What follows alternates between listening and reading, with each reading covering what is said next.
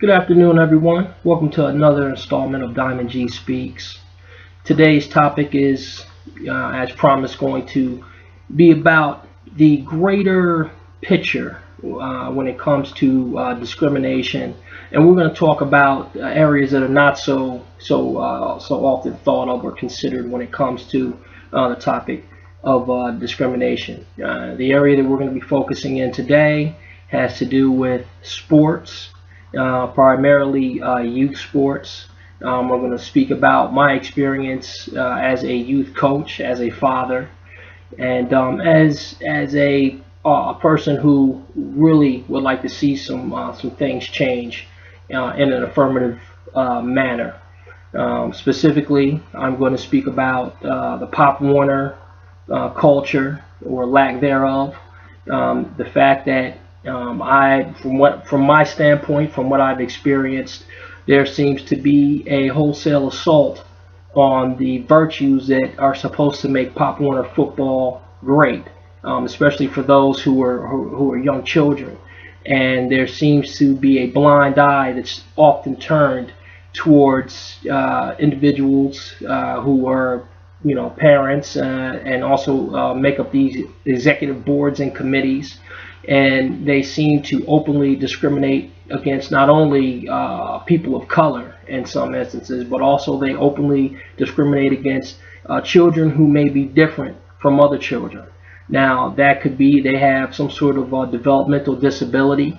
They need a little bit more time, to understand and grasp a concept, and also children who display what some adults would interpret, as early on homosexual tendencies, which is really no adult's business. That should only be a concern for a parent, and they need to be able to address that the best way they know how.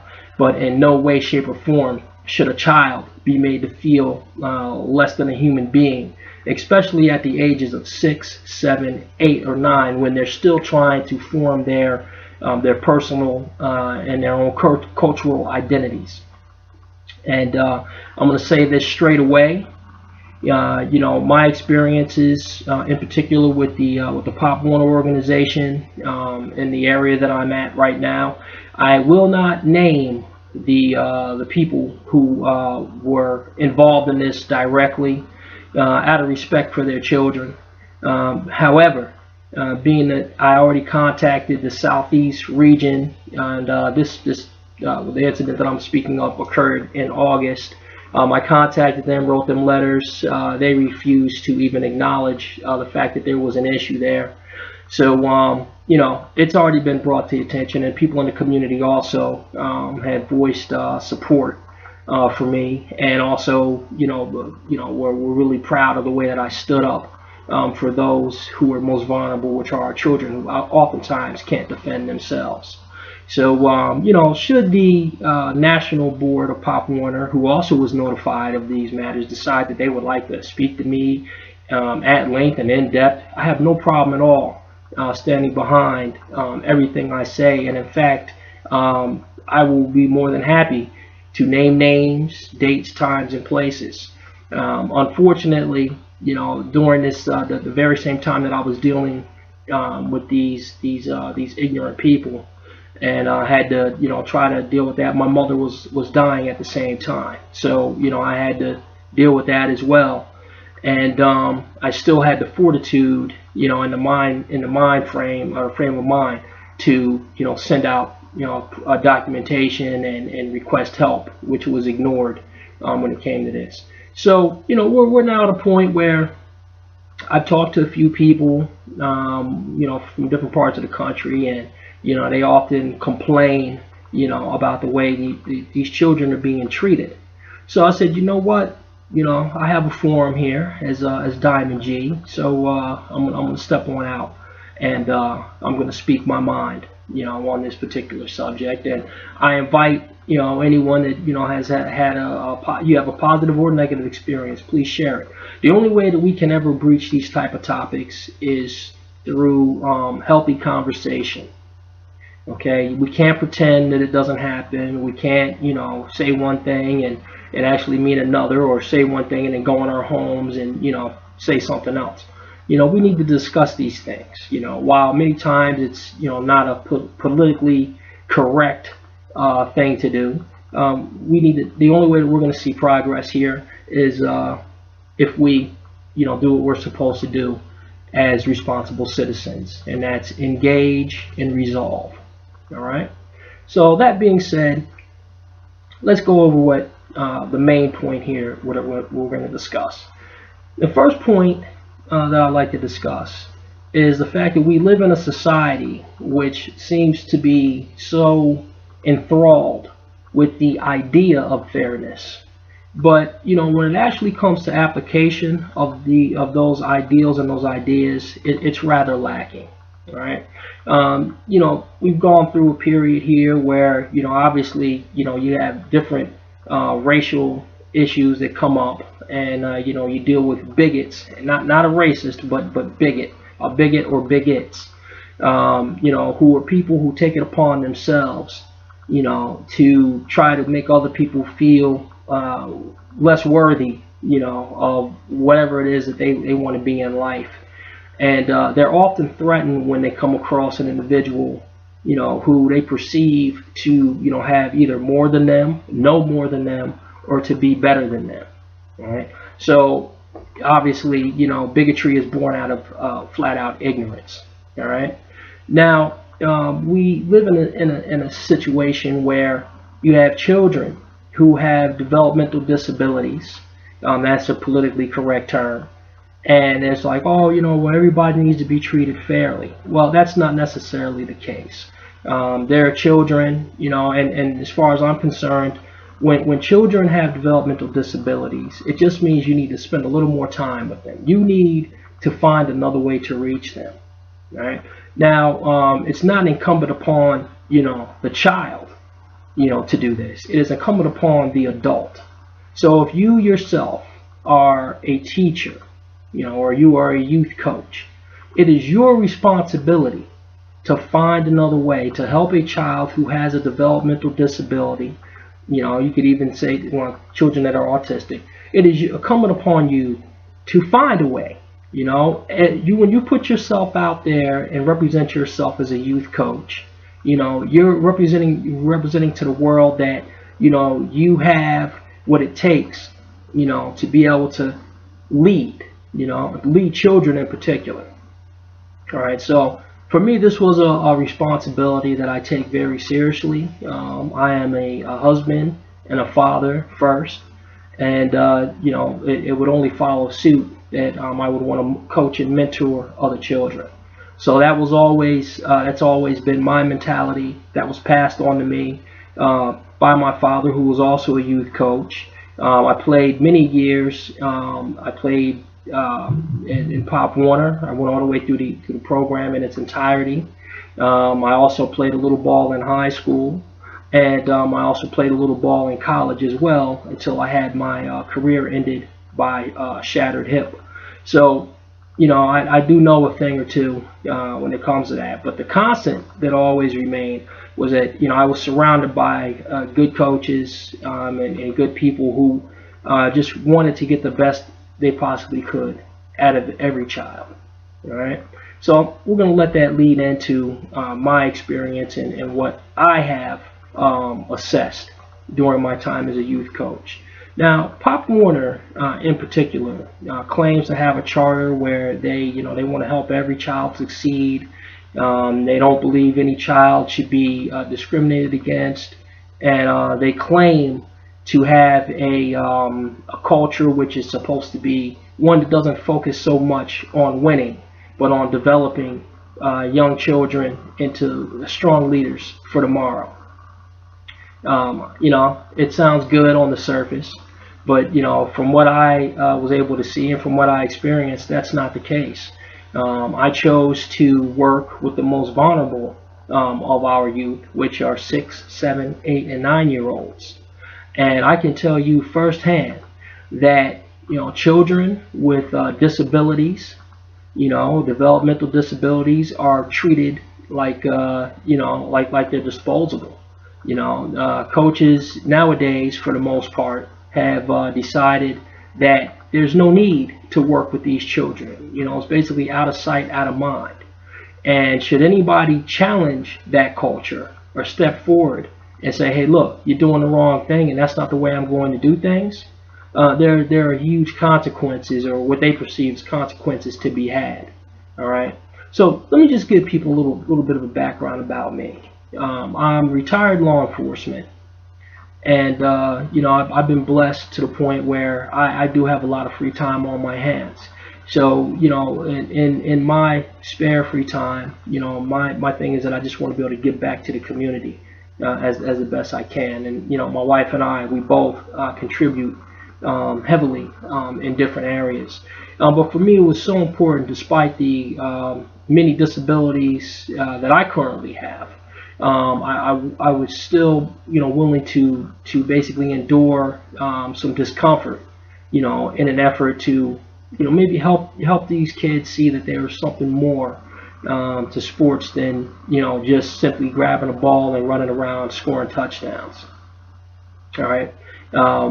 When I got involved, my big thing was that, I would actually take the time out to sit with the children. Didn't bother me. I have all day. And under the guise of Pop Warner, they claim that the Tiny Mite and Mighty Mite division, since there's no championship, scores don't matter. So nothing should be placed upon winning at all cost. At those ages, you're supposed to be developing. Well, what I found, and it was my experience, that that's not something that's being done. All right.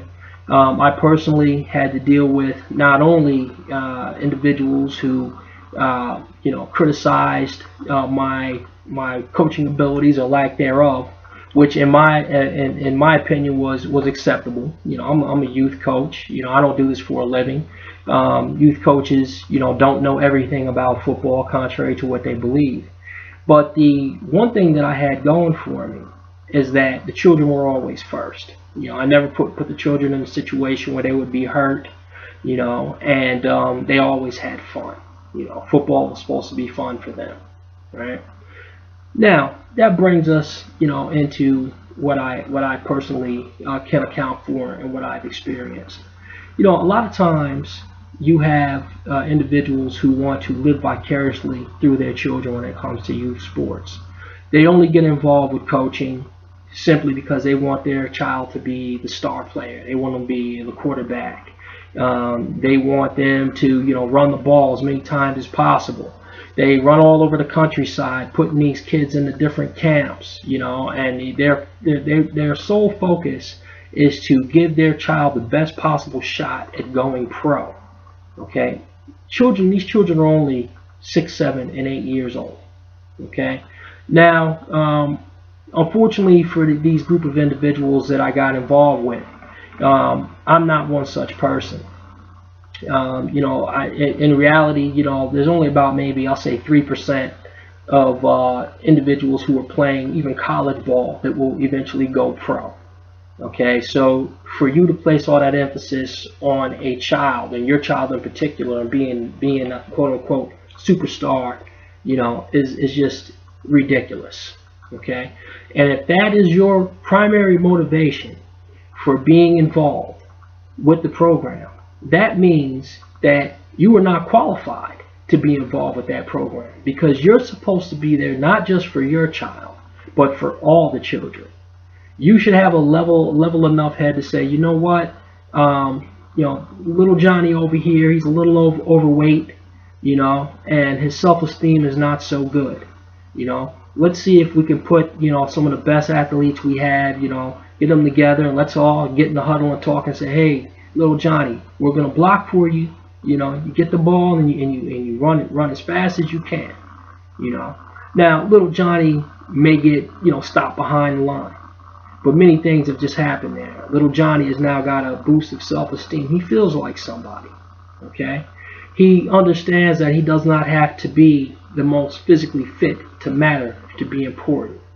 Also, what you've taught, the other children who are a little better athletes at that age, is that teamwork is important, and it's most important to be able to, help out, saying your brother or sister in that regard. Okay, I refer to brother or sister because I have both of my daughters were also playing football at this time, along with my son. So on a daily basis, there was a huge emphasis placed on these so-called coaches and parents that want to try to talk bad about a child and bash a child. That was not something that I was prepared to deal with. I've always been a leader, and nobody's going to tell me what to do. And as far as what is the correct thing to do when it comes to a child. I'm not going to allow you to tell a child that he or she is worthless. I'm not going to allow you to tell a child, nah, you're just a minimum player. You get over there. Nah, no, we can't win without you. Never. To me, that is completely unacceptable. But unfortunately, that is the prevailing culture in this one particular program. And unfortunately, if you look around the country, apparently it seems to be an issue as well. So while Pop Warner talks a good game, I say, you guys got a lot to learn about respecting children and also respecting coaches, and basically promoting those coaches who are doing the right thing over a coach who's in there just to, basically fulfill his own selfish needs. Okay. Now, we've also seen a heavy dose of corruption. The program that I was a part of was no stranger to that. And as a matter of fact, there are some other programs all over the country involved with Pop Warner. And again, heavy corruption. And what ends up happening, the long and short of it, you combine corruption with bigotry and ignorance, and it's never going to end good. So, it ended up being a situation where I had to step away from the program in its entirety. And it was a real shame because it turned out I had one particular member of the board had told me I confronted a parent about, some racial issues that were going on. And I stopped him to the side. He was actually one of my coaches. And I told him, like, listen, man, you can't be doing that. I need you gone from here. And the response from the so-called board was to tell me, well, if he goes, his child goes. And I said, well, that's an unfortunate consequence. But if that's not the case, and this child, this person happened to be Caucasian, I said, well, if I go, I take all three of my children, and I'm also going to take every person that I brought into this program. And their response was, well, then good day. We don't need you. So I said, that's interesting, So I ended up in a situation where, individuals who decided that they wanted to, bring my race into the issue, I was referred to as, an uppity nigger. That's right, nigger, N-I-G-G-E-R. That's right, nigger or nigga. Also referred to as a black bastard, black Jewish bastard. And I was told to my face that I need to learn how to stay in my place like the rest of them. And I said, well, damn, okay. This is like reincarnations of like the early 1900s or something, But it's really sad, because when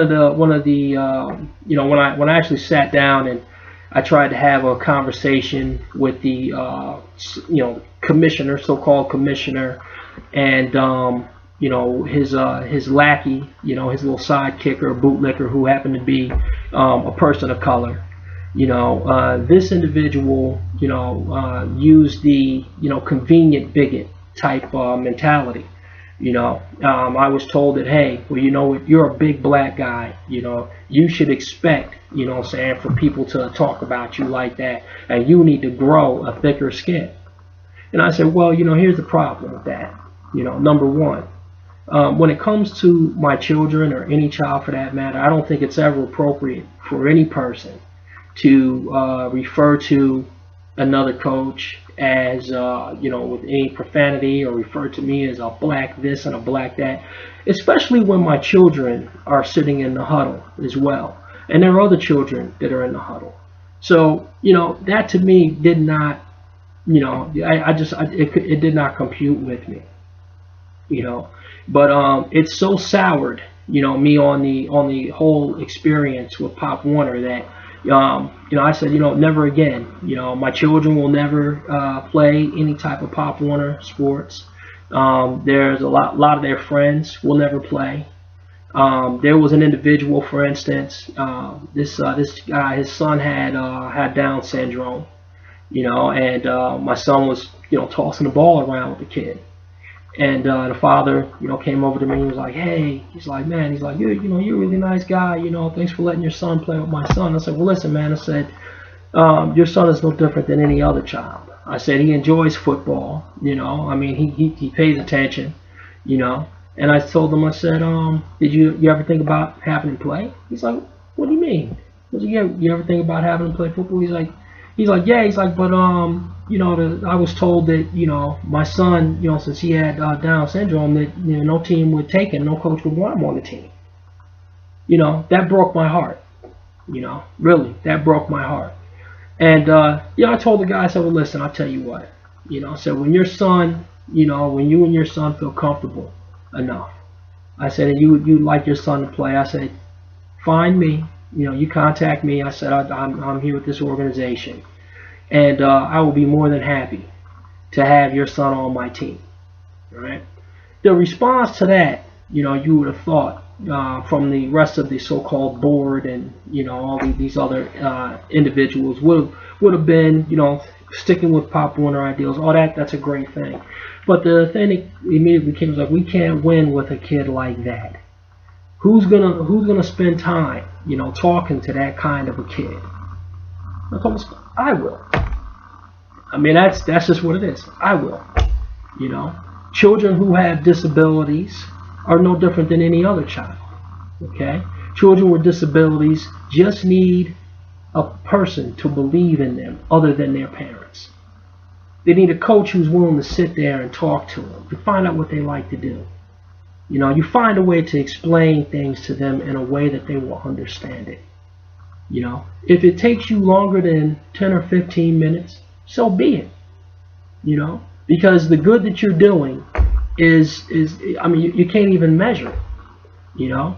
The greatest thing for me, as a youth coach, and when all this stuff happened, and I was like, what, I'm not going to be referred to as a nigger and a black bastard, and be told that I have to take that and like it. And that I was told that specifically by the commissioner and his wingman, that yes, these things happen. Some of the parents who referred to me in that way, they were allowed to do that simply because they had members of their family who were people of color. And I was like, I'm not going to deal with that. I'm done. As a matter of fact, the exact words that I told the individual, I told him, I said, well, since you all seem to have a problem with people of color, and you want to know what I am, I said, well, you can identify me as your so-called black, and you can kiss my so-called black ass. I'm done. I don't need you. I'm not dealing with it. And, I stepped away from it. I went, sent a letter out to the parents, letting them know what had happened. And, a good number of them had already been aware that I was fighting the good fight behind doors, but I didn't want the children to be affected by it. But I got a really touching letter from one parent who told me that her son had extensive disabilities, and he had always been, treated so poorly when it came to team sports. And she said that only reason why she brought her son out for football that year was because of me, because my reputation in the community with other parents is that I'm great with kids, and that I don't treat kids poorly. And she said that her son loved the game. He enjoyed football, and he wasn't considered a kid with a disability. He was just considered another member of the team, and it meant the world to her. And that to me made it all worth the foolishness that I had to put up with, and all the battles that I had behind the scenes with these ignorant bigots, and these selfish individuals who want to try to, live through their kids. It's really funny. We all had our chances, as adults. There's no need to take your child, and live through your child, and in the process, you're hurting other children, because they're not going to get a fair shot. One of the things that was said to me in parting was that, hey G, you listen here. This is what they called me as Coach G. So the commissioner and his sidekick referred to me as G. They said, we don't understand you. We're all. He said, let's strip everything away from it. We're all out here to make sure that our kids are starters. That's why we got involved with Pop Warner football. I looked at the guy and said, well, that's not me. He's like, well, why not? Your kids are athletes. They can play. They should be running the ball. They should be running backs. Your son and your daughter should be running the ball. Why aren't they running the ball? Because they don't want to. That's what it is. And I said, listen, here's my thing. No child of mine is going to chase behind a ball for a living. That cannot be their mindset that, I'm going to go pro someday. Okay? Education is what's most important. Okay? They need to understand that they can go to school, get a degree, and should they decide they want to play a sport, that's always secondary. Because without education, you're nothing. That was a concept that was foreign to them. They're like, oh, you're just messing everything up here. You're not doing what you're told. That's not the way things are supposed to be done. I said, well, you know what? According to the Pop Warner Charter, that's the way it's supposed to go. But I was like, I'm not one that's going to ice skate uphill. That's not happening. So I just removed myself from it.